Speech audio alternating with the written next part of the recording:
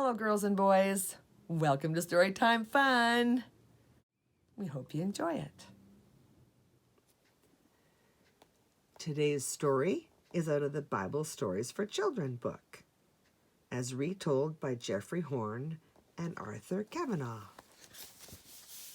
And today's story is called Curing the Sick. The good news about the coming of God's kingdom traveled quickly, and crowds began to gather wherever Jesus went. In these crowds, there were often sick people who hoped that Jesus would cure them. One Sabbath, Jesus went to the synagogue in Capernaum to preach. The worshippers were impressed by the strength of what Jesus said and by his faith in God. Suddenly, a man pushed his way up to Jesus. "What do you want here, Jesus of Nazareth?" he shrieked.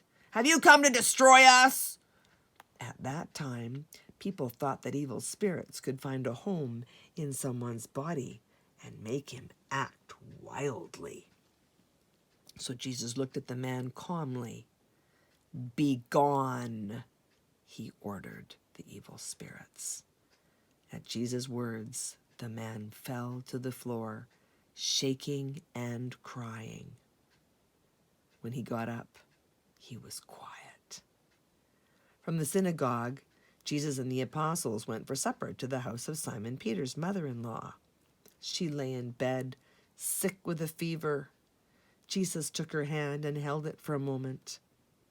The woman rose from her bed, the fever gone, and went to prepare supper. By sunset that evening, the sick and the suffering of the town had heard of the healings and gathered outside the house.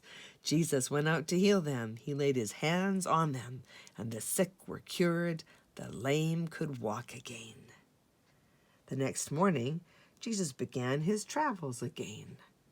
On the road, he met a leper, a man who suffered from a terrible disease that left his body covered with sores.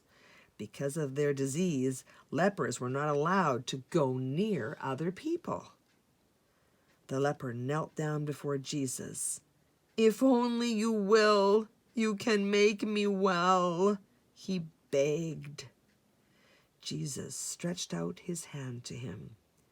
"Be well," he said, and the leper was cured. Word of these miracles spread everywhere. And when Jesus returned to his house in Capernaum, the street outside was so crowded with people who wanted to be cured that no one could get near it. In a crowd was a paralyzed man, a man who could not move. He was carried on a stretcher by 4 friends. The door to Jesus' house was blocked by people, and the man's friends did not see any way to get him to Jesus. Finally, they had an idea. They climbed to the roof and removed the tiles above the room Jesus was in. Carefully, they lifted the man to the roof and gently lowered him through the hole they had made. It touched Jesus to see how much the paralyzed man wanted his help and how much he and his friends believed in Jesus. "Go. Your sins, your wrongs against God are forgiven," he said to the paralyzed man.